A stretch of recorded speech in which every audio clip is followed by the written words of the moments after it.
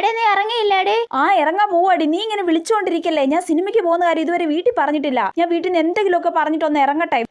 ശരി. എവിടെ പോവാടി നീ? ഞാൻ ഇന്നലെ പറഞ്ഞില്ലേ അമ്മ, ഇന്ന് ഫ്രണ്ട്സിന്റെ കൂടെ ടൗൺ വരെ പോകുന്നു. എന്താ ഇത്ര അത്യാവശ്യമായിട്ട് ടൗൺ വരെ പോകേണ്ട കാര്യം? ചുമ്മാ മാളിലൊക്കെ ഒന്ന് കറങ്ങാനാ. ഓഹോ, ഏതൊക്കെ ഫ്രണ്ട്സ് ഉണ്ട് കറങ്ങാൻ? അമൃതയുണ്ട്, പിങ്കിയുണ്ട്, ലൂസിയുണ്ട്, എല്ലാരും വരുന്നുണ്ട്.